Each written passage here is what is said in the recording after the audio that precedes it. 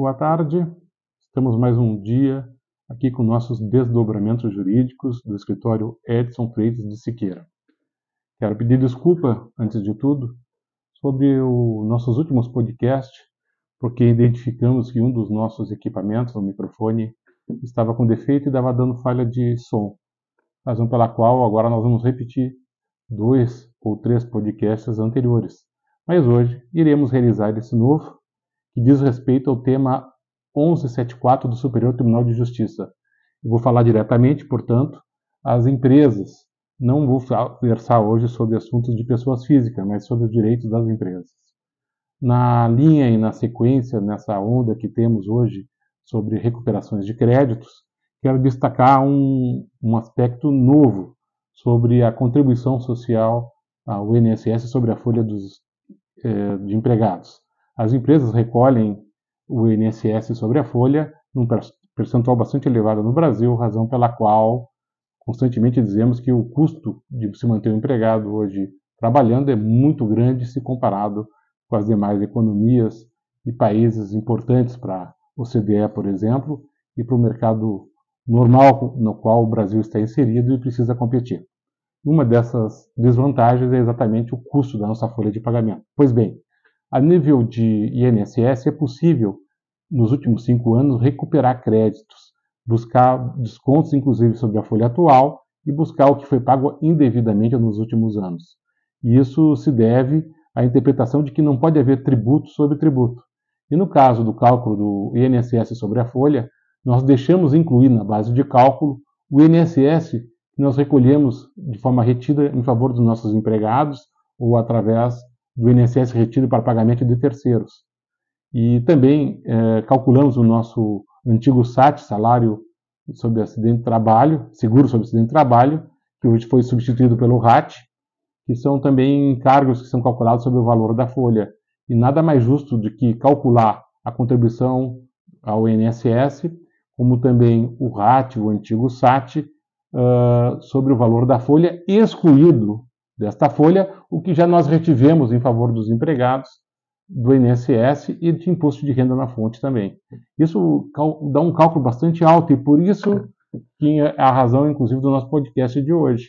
Nós estávamos tratando de um grupo de empresas que nós advogamos, a gente atua muito na área da energia e, portanto, para algumas empresas que trabalham com produção de álcool, e algumas usinas, né? E essas usinas possuem uma grande quantidade de mão de obra, em que pese, sendo agrícolas, haver um percentual de recolhimento do INSS num percentual menor do que as empresas normais. As indústrias, por exemplo, com muitos empregados, têm um encargo, um INSS maior que as empresas agrícolas. Mas mesmo assim, para esses nossos clientes, a gente teve hoje uma finalização de um processo administrativo, onde a gente recuperou para uma das indústrias 3 milhões e 600 mil reais de diferenças de INSS e RAT, e da mesma maneira para uma segunda usina maior ainda do grupo, deu em torno de quase 6 milhões de reais. Então, entre as duas, mais de 8 milhões de reais, é uma cifra bastante importante, e mais importante que isto é que a partir de agora elas estão recolhendo o INSS e o RAT sobre um percentual menor e em valor menor, dando a elas maior competitividade, inclusive nesse momento grave da nossa economia no que diz respeito aos combustíveis que estão com valor muito elevado e o álcool sofre as consequências das elevações e quedas do preço da gasolina. Tanto que muitas vezes os veículos deixam de abastecer com álcool em razão do preço da gasolina estar quase igual. E nesses momentos, as usinas de álcool sofrem muito com esse mercado. Então, para nossos clientes, a gente obteve esse êxito, a gente tem vários outros clientes, hoje a gente trabalha com rede de supermercados, todos com muita quantidade de empregados, indústrias e mesmo o comércio, de forma geral, devem pensar nisso. Mas um outro detalhe também, que quando a gente faz esse tipo de levantamento, a gente leva em consideração a classificação da atividade da empresa sobre a qual é calculado o RAT. Quer dizer, dependendo do nível de risco que tenha sobre acidente de trabalho, segundo as classificações que o governo estabelece, o índice do RAT é menor ou maior. Então a gente identifica na atividade da empresa. Hoje as empresas têm 2 ou 3 unidades. Ela tem uma distribuidora em São Paulo, ela tem uma indústria, ela tem uma atividade rural em outras filiais, às vezes em estados diferentes, e cada unidade deve ter uma classificação.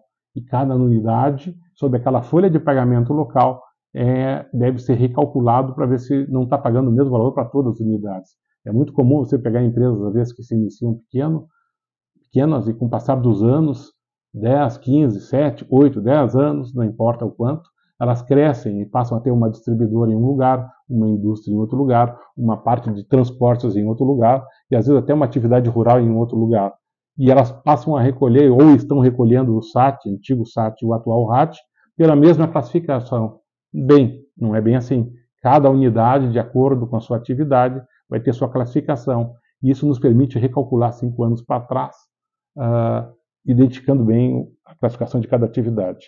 Então, hoje, o nosso podcast diz respeito a esse ganho aí de mais de 6 milhões de reais, e um trabalho que a gente vem fazendo há muito tempo para diversos clientes, mas tornou-se o assunto do dia porque foi registrado esse número hoje, ainda numa reunião no final de tarde. Boa tarde para vocês e voltamos amanhã.